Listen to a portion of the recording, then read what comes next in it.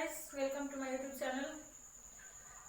और आज मैं आप लोगों को समास के बारे में बताने जा रही हूँ। समास का जो तत्पुरुष समास का 6 भेद बच गया था, तो आज हम लोग उसके बारे में जानेंगे। तत्पुरुष समास के भेद क्या है, कैसे है और इसकी पहचान क्या है। तो ये भी एग्जाम में आएगा कि तत्पुरुष समास का कौन सा भेद है, या फिर हो सकता है कि ये कौन सा तत्पुरुष समास है। तो आपको इस कंडीशन में इनमें से आपको वर्ड्स को पहचान करके चुनना होगा। ठीक है गाइस, तो शुरू करते हैं। देखिए, समास का हम लोग और बाकी जो 6 भेद होता है वो हम लोग लास्ट वीडियो में पढ़ चुके हैं। और यहाँ पर जो है हमारा तत्पुरुष समास के कितने भेद होते हैं हम लोग उसके बारे में जानेंगे। ठीक है, तो तत्पुरुष समास के 6 भेद होते हैं के 6 भेद होते हैं। ओके, पहला है कर्म तत्पुरुष। तो आप लोगों को तत्पुरुष समास को समझने के लिए सबसे पहले विभक्ति चिन्ह समझना होगा। कारक का जो विभक्ति चिन्ह आता है, कर्ता ने कर्म को कर्म से, अपदान के लिए संप्रदान के लिए अपदान से जुदाई, है ना। तो इस तरह से क्या करना है कि आपको जो भी विभक्ति चिन्ह है उसको पहले सब याद कर लेना होगा। फिर संस्कृत में, हिंदी में आप बहुत जगह उसको पढ़ते होंगे, तो सेम अगर वो याद रहेगा तो इसको समझना आसान होगा। ठीक है, तो देखिए, कर्म तत्पुरुष, कर्म यानी कि कर्ता ने कर्म को आता है ना, कर्म को। तो क्या होगा, इसमें कर्म को विभक्ति को लोप किया जाएगा।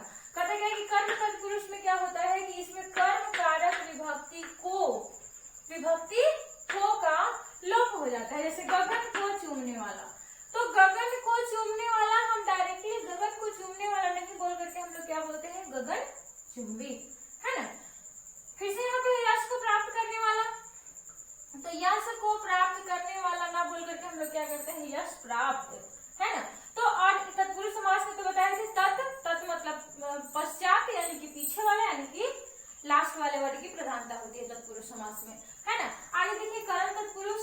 तो करण से सब लोग जानते हैं, करण का विभक्ति चिन्ह क्या होता है, से। तो इसमें करण कारक विभक्ति से का लोप हो जाता है। जैसे करुणा से पुण्य, करुणा पुण्य, हम लोग करुणा से पुण्य नहीं बोलते हैं, क्या बोलते हैं, करुणा पुण्य बोलते हैं।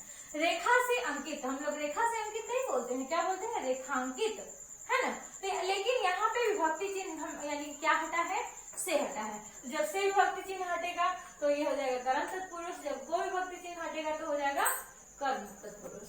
ठीक है, अब उसके बाद देखिए संप्रदान तत्पुरुष। तो संप्रदान तत्पुरुष में क्या होता है कि इसमें संप्रदान कारक विभक्ति के लिए का लोप हो जाता है। कौन सा, संप्रदान कारक विभक्ति के लिए का लोप हो जाता है। जैसे प्रयोग के लिए शाला, है ना, प्रयोग के लिए शाला। यहाँ पे देखिए के लिए आया है, शाला का मतलब होता है घर, है ना।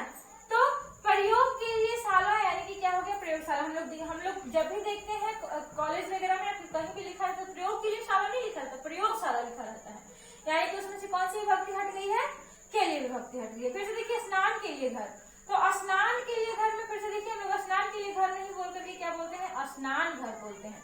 यानी कि कौन सी विभक्ति हटती है, के लिए विभक्ति हट जाती है। तो जब के लिए की विभक्ति हट जाएगी तो वो कौन सा तत्पुरुष हो जाएगा, संप्रदान तत्पुरुष हो जाएगा। ओके गाइस, आगे है आपदान तत्पुरुष। तो आपदान से जुदाई सब लोग जानते हैं, वो जुदा होने का भाव व्यक्त करता है। आपदान क्या करता है, अलग होने का भाव व्यक्त करता है। तो इसमें आपदान कारक विभक्ति से, आपदान कारक विभक्ति कौन सा है, से। तो यही से का लोप हो जाता है। ठीक है, कैसे, पथ से भ्रष्ट, पथ से भ्रष्ट तो क्या कहलाएगा, पथ भ्रष्ट। गुण से हीन तो क्या कहलाएगा, गुणहीन, है ना। गुण से हीन हम लोग नहीं बोलते हैं, पथ से भ्रष्ट नहीं बोलते हैं। से को हटा करके और तब हम लोग शब्द बनाते हैं, है ना। तो जब से हटेगा तो फिर इसमें क्या होगा, आपदान तत्पुरुष होगा। समझ में आ गया। तो ये है आपका समास का 4 भेद। 2 भेद और भी बताते हैं, इसको आप स्क्रीनशॉट ले लीजिए या फिर लिख लीजिए। ठीक है,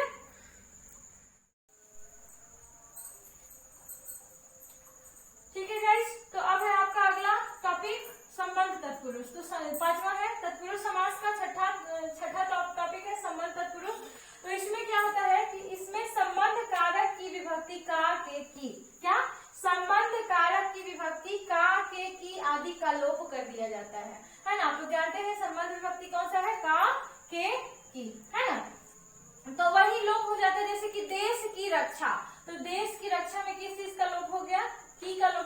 बन गया देश रक्षा। गृह का स्वामी, यहाँ से का को हटा दिया तो बन गया गृह स्वामी। विद्या का सागर, यहाँ से हमने विद्या का को हटा दिया तो बन गया विद्यासागर। उसी तरह से अधिकरण तत्पुरुष में क्या आता है, में और पर आता है। देखिए यहाँ पे अधिकरण तत्पुरुष में में और पर आता है। तो जैसे हम लोग क्या करेंगे इसमें कि में और पर को लोप करते हैं, जैसे कि पुरुषों में उत्तम, पुरुषों में उत्तम। तो हम लोग जब शब्द बनाते हैं तो क्या पुरुषों में उत्तम बोलते हैं? नहीं, क्या बोलते हैं? पुरुषोत्तम। यहाँ पे में क्या कर देते हैं, हटा देते हैं। दूसरे से धर्म में वीर, धर्म में वीर, तो हम लोग धर्म में वीर ना बोल करके क्या बोलते हैं, धर्मवीर बोलते हैं। आप पर बीती, अपने आप पर बीती हुई घटना, तो हम लोग क्या कहते हैं, आप पर बीती, नहीं आप बीती कहते हैं, पर को हटा देते हैं। ठीक है, तो ये है आपका संबंध तत्पुरुष और अधिकरण तत्पुरुष का भेद, सॉरी ये एक्सप्लेनेशन, इसका वर्णन है। तो ये आपका किसमें आता है, तत्पुरुष समास में। अब एक एक्स्ट्रा आता है नए समास। ठीक है, इससे भी क्वेश्चन आता है ना, नए समास। तो नए समास में क्या आता है, तो नए समास में जो होता है, आप लोग विलोम शब्द पढ़े होंगे, तो बहुत ऐसा शब्द होगा उसमें जिसको आप आ, न, गैर, न, अन इत्यादि लगा देते होंगे तो वो विलोम हो जाता होगा। जैसे आप देख सकते हैं जिम्मेदार है तो उसका गैर जिम्मेदार हो जाता है ना। और मान के चलिए साक्षर है तो साक्षर का निरक्षर बना देते हैं, है ठीक है। उसी तरह से पढ़ा हुआ है, पढ़ा लिखा तो हम लोग बना देते हैं अनपढ़, है ना। धर्म का अधर्म हो जाता है, सभ्य का असभ्य हो जाता है, आस्तिक का नास्तिक हो जाता है। तो ये सब देखिए इसमें जो है आ, न, गैर, और आ, न, ये सब क्या करते हैं कि शब्द के पहले आकर के हम लोग पहले इसका परिभाषा देख लेना है।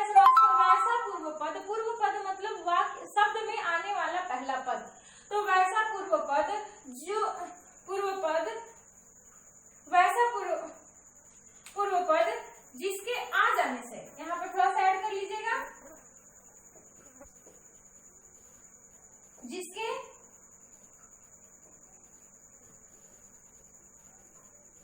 आने से, वैसा पूर्व पद जिसके आने से शब्द विलोम हो जाता है। जब किसी शब्द में वो आएगा तो वो शब्द क्या हो जाएगा, विलोम हो जाएगा। तो वैसे ही शब्द नए समास कहलाते हैं। तो शब्द दिया हुआ रहेगा, उसमें से आपको छांटना होगा कि कौन सा शब्द नए समास है। ठीक है, तो अब देखिए यहाँ पर फिर से एक वर्ड आया है अधर्म।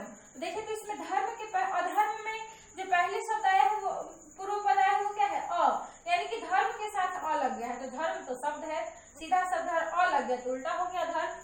वैसे ही अनपढ़, तो पढ़ा लिखा, पढ़ा लिखा के साथ क्या आ गया, अन आ गया, तो अनपढ़ हो गया, उल्टा हो गया। चल, चलने वाला, उसके साथ अ आ गया, यानी कि बिना चलने वाला, नहीं चलने वाला, है ना। नास्तिक, तो नास्तिक मतलब क्या हो गया, आस्तिक के पहले आ गया ना, तो ये क्या बना दिया, नास्तिक। तो ये है आपका समास का परिभाषा और इससे रिलेटेड जितने सारे भी टॉपिक्स थे वो सब कंप्लीट हो गया। अब हम लोग इसका एक्सरसाइज करेंगे। ठीक है गाइस, एग्जाम में क्वेश्चन कैसे आएगा उसको हम लोग अभी डिस्कस करेंगे, वो पूरे समाज से बेस्ड होगा। तो इसको अभी आप लोग लिख लीजिए, उसके बाद बताते हैं।